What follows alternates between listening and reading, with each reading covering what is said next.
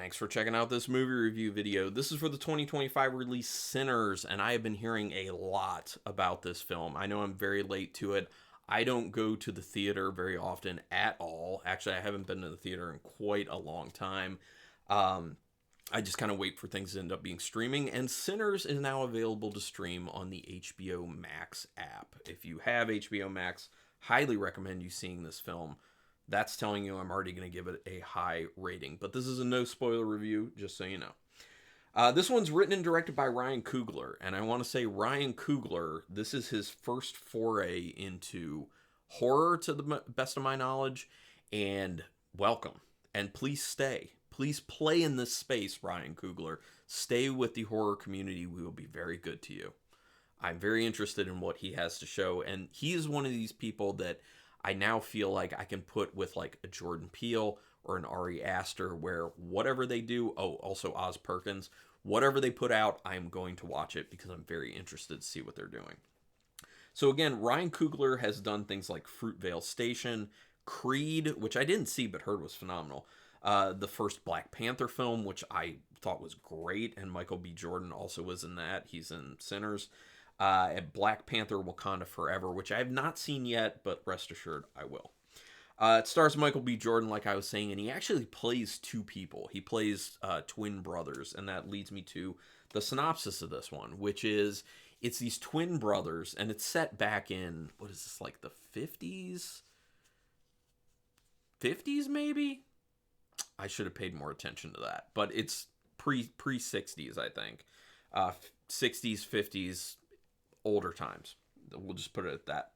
And these two brothers who are kind of getting involved with unsavory activities, basically, as a way to kind of get away from their old lives. They come from kind of like a hard upbringing in the South. And they decide that they're, going to make money however they can. And they end up deciding that they want to open this kind of music venue / bar where they can have other like-minded folks and like-skinned folks come together and let loose and, be a community and celebrate their heritage together, celebrate each other, and just celebrate in general.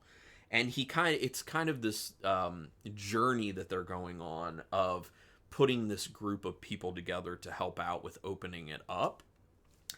And there is one character in particular that they pick up who is kind of the main focus of the film. Well, ends up being the main focus of the film, but I'm not going to go too far into that. And then there obviously is a horror element to it, but I'm not going to say too much. Although I will warn you right now that at the very end of the review, and I will prompt you before I talk about this, I am going to compare it to a certain film and also tell you what I think this film is trying to talk about. And that will say a lot about what is happening with this film. The evil of it, that is. So if you don't want to know that, I will warn you before then, and you can just kind of turn the review off. So I'll let you know. But that's it for the synopsis, really. There's a voiceover backstory in the beginning of the film that is very intriguing and sets things up extremely well, in my opinion. I think it gives you a very interesting lore that it kind of lays out that makes you start thinking, now, how is this going to play out? How is this, what we're being told right now, going to end up being used? Also, the voice acting for the voiceover, awesome. Really sucks you in. The score is really good, and it stands out quite a bit. Now, that's not the case with every film that you end up watching. So when a score really stands out, it is something to really cherish, in a sense. It's a very unique situation, and there is a very big reason that the score is as strong as it is with this film, because it does focus a lot on music in certain ways. And if you watch the film, you'll see what I mean about it, but I don't want to go too far into that because it does kind of ruin some things about it. But it's a very unique aspect to the film, how music is incorporated into the story. And I think it works extremely well. And like I said, it's very unique, so it's not really something I've experienced before. And I like it. I would be down to see more of that. It has a light, fun feel early on in the film, but is steeped in this kind of really heavy foreshadowing and a lot of kind of dark, foreboding imagery as well. So you definitely know it's telegraphed very early on. something is going to go wrong. There's something messed up. Like something's not right here, basically. So, yeah. So I think it was maybe a little bit heavy-handed in the beginning with that type of stuff, but I enjoyed that enough. The dialogue, excuse me, the dialogue is very well written, and it just sucks you in even further. Now, one of the big things is the performances are really good. So when you have really good performances that are paired up with very well written dialogue, it is like the perfect combination, as you would assume. It sucks you in so much. It's like you're hanging on every word pretty much, because great writing goes a long way, great acting goes a long way, and once those two things come together, which is not the case a lot of the time, it's magic. I mean, it feels like it's magic on screen, basically, and that is the case here. And I do have to say, Michael B. Jordan is the standout performance in this film, although everyone else is extremely good. I didn't see a single performance in this film that I didn't think was quite good. It's just that Michael B. Jordan is kind of another caliber of actor, and I thought with a very demanding role like playing twins, phenomenal. Just phenomenal. The horror element doesn't actually show up until about 45 minutes into the film. So, and it is a longer film. It is over 2 hours, which when I saw that, I was like, oh, I don't know. Now, that said, it does have a little bit of pacing issues for that reason.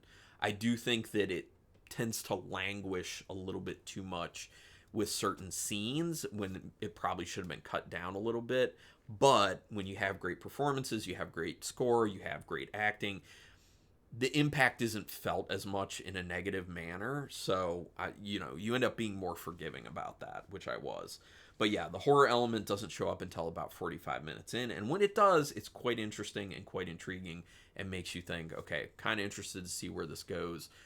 To a degree, it's a bit predictable with where it's going to go, but then it goes... That was weird. Then it goes just a little bit further, and some stuff becomes not predictable. So... there's a real weird thing they do with imagery that projects into the future, and it doesn't feel like it fits the film, but it then kind of drags on, and then it starts to feel like it makes sense, and then it starts to feel like it legitimately works. So it's one of those things where the filmmaker is trying something that I assume he was probably like, I don't know if people are going to be okay with this or not, but I really want to do this. Let's give it a go. And having it go on as long as it does, and the way things unfold with it, it's a pretty protracted sequence. It just, at least I did, I just started to settle into it and give into it, and it really did start to work. Other than that, that type of thing is not done in the film at all. It's just that one sequence, so it does feel a little bit off and weird, and I think some people have complained about that, and I could see where that would take some people just out of the film, but for me, after I was seeing enough of it, I was like, okay, I really get what's going on here. I see what the filmmaker's trying to do, and I get it. There is a very interesting argument that's made by the evil aspect in this film that sounds plausibly enticing at times, which is a great thing to be able to do, again, speaking to the wonderful writing of the script, to be able to have an audience identify something as clearly evil and we're not supposed to like this at all, but then sitting there and being like, they kind of have a point. So that, again, that's just really good writing. There is some solid gore to the film. Not a ton of gore, but the gore that's in there is pretty good. A good amount of kind of blood flying, which, for us horror fans typically is wanted. The ending is pretty satisfying. There's one aspect in particular about the ending that is very satisfying for some people, including myself, and you'll know what I mean if you've seen the film. I do think it should have been shaved down, though. Not a ton, maybe a little bit, maybe closer to just like an hour, maybe slightly or not an hour, 2 hours, an hour would have been, no, there wouldn't have been enough. Closer to 2 hours, maybe a little bit below 2 hours would have been great. It would have had a very snappy, nice pacing to it. But like I said, with the great acting, score, writing, all that stuff, you forgive those types of things. So this is where I'm going to rate it, and then I'm going to say some things that are a little bit spoilery after that. But Out of 5 stars, half stars in play, I'm going to give it a very good 4-star rating. I thought about going 4.5, but with some of those pacing issues, I can't quite get it there. So no, if I did quarters, it would be 4.25 definitely, but officially 4 for the purpose of my channel. So if you don't want to know the little bit of spoilery things in the movie I'm going to compare it to, you can stop now. Okay, now it's all the people who want to know. So this feels like From Dusk Till Dawn, the Quentin Tarantino film From Dusk Till Dawn, but with a way better story than From Dusk Till Dawn, but also not as fun. Because From Dusk Till Dawn is a very light, fun, ridiculous film. This one is more serious, not fun, and just a really great story. So they are very similar, but they're also very different at the same time. So I just kind of view them as like, what mood are you in? Are you into like a more light, this is going to be fun, gore type movie? That would be From Dusk Till Dawn. Or you want a more like cinematic, great story, great acting, all that type of stuff type movie? That's going to be Sinners. So there's great subtext in this film about how white society says they just want to be nice to everyone, but their words do not match their actions. So that is what it's at play in this film, and I think it was done well. Very well. I mean, obviously based on my 4 out of 5 stars. So again, Ryan Coogler, stay in the horror space. Please stay with us. Now, if you want to do me a favor, you can hit subscribe to my channel. You can do a thumbs up on the video. You can hit the notification bell button so you know when I'm putting up videos. And you can go a little bit further if you would like, and I appreciate it if you can. Get a membership to the channel. There are 3 different tiers. There's a link in the description for that, including the top tier, getting access to videos that no one else sees. The other tiers get early access to all my videos, my shorts, and my regular length ones. But yeah, I think it's a good deal. But regardless, thank you everyone for taking your time to watch this. And until next time, keep it brutal.